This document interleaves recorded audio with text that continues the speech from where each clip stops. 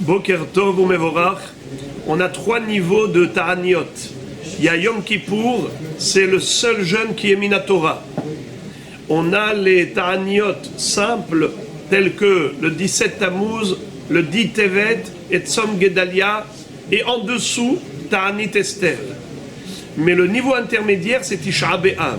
Tisha B'Av, ça ressemble beaucoup à Kippour, par rapport au fait que le jeûne commence déjà depuis la veille, la nuit est incluse dans le jeûne.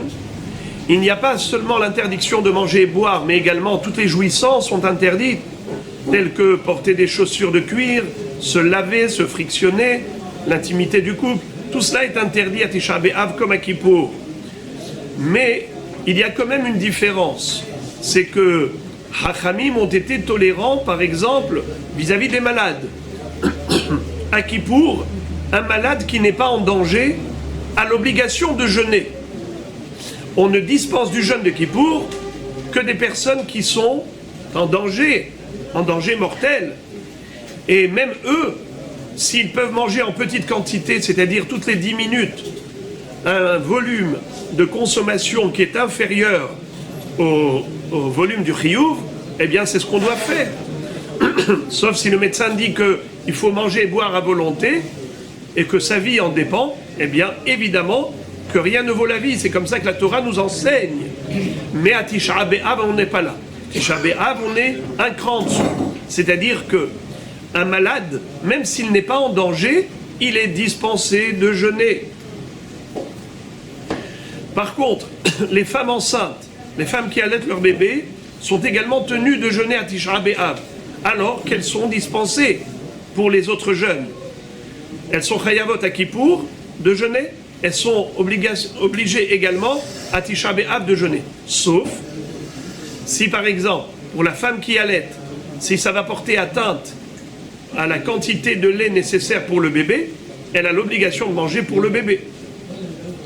Ou bien par exemple, une femme qui est enceinte, qui est particulièrement faible, qui fait des malaises et ainsi de suite, alors elle sera dispensée. Et à la différence avec Kippour, où on a dit qu'à Kippour, il faut manger toutes les 10 minutes le volume inférieur à celui du chiyuv, eh bien, à Tisha B'Av, ce n'est pas le cas. Si on autorise, on autorise. Donc je répète, les Chachamim n'ont pas imposé le jeûne à des gens malades ou des personnes qui se retrouvent dans une faiblesse particulière, des personnes âgées, pour qui les médecins disent que s'ils jeûnent par rapport à leur faiblesse physique, c'est pas bien, eh bien on ne prend pas de risque.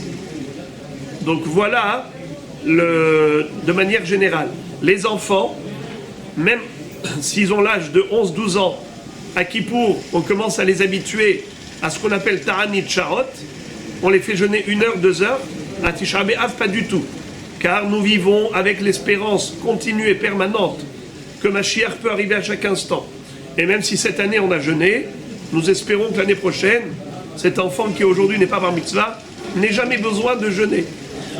Qu'il puisse vivre la reconstruction de Jérusalem et le Beth Amikdash.